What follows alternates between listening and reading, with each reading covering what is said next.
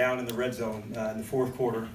They came back with a long drive, and the defense had to make some stops, a 3rd and 2, I believe, and a 4th and 2, and then the offense came back to finish the drive. So those are groups working and supporting one another and having each other's back, and I was happy to see that type of connection they had. I wasn't surprised by it, but it was good to see. I was happy with, in terms of the improvement on special teams in our cover group. We worked hard on that this week to make sure that part of our game came together. But we knew it was going to be a tough division game, but clearly one of our best team wins when you got to lean on each other as hard as we did.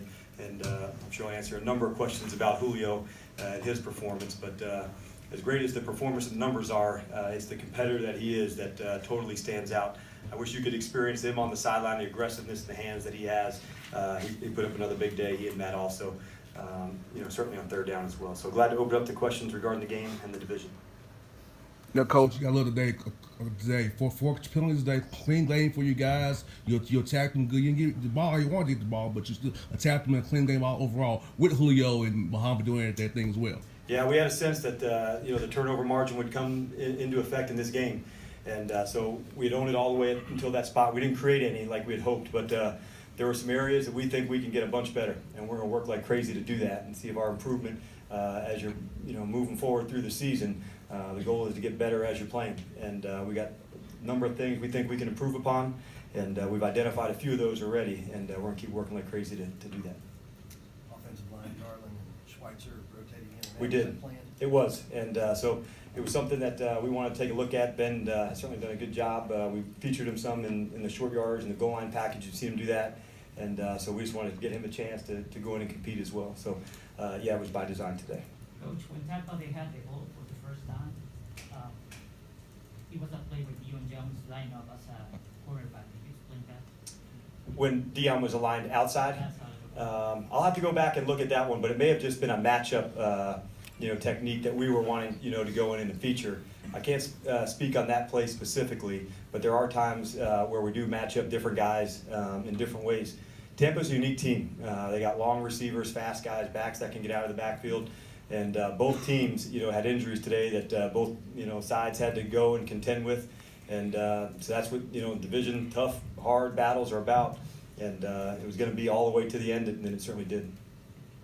About Rico Allen and his play today, it seemed like, obviously a couple injuries. He plays big every week, it seems like, but today especially. Yeah, he's whatever is asked, he's that type of man. And whatever he needs, his leadership always come through. And then today we also lined him up at corner, at free safety, at strong safety, and you have to have good football smarts to play all those positions. But because of his versatility, he was able to come through when both Brian and True, were injured. So not surprised by that. But it was also a good opportunity for KZ and CJ to get some turns, and when their number is called, we expect them to play well. So, but back to Rico, he's definitely somebody that we lean on a bunch.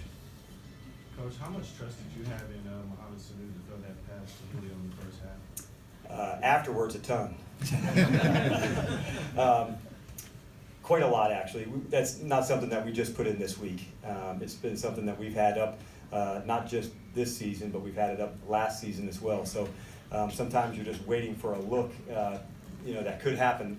I got to tell you, I wasn't confident in it when I saw him bobble the snap, but I knew when he ripped it, down the field, we'd have a chance at it.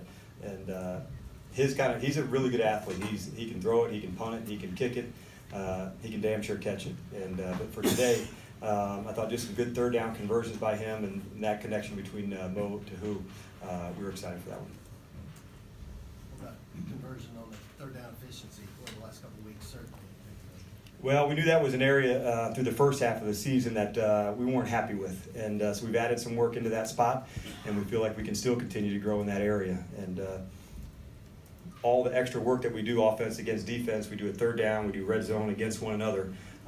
We like that style and that competitiveness that's across the ball, and we do that, back up in Flowery Branch a couple times a week, and that's the type of work that pays dividends later in the season, just more turns and more experience doing it.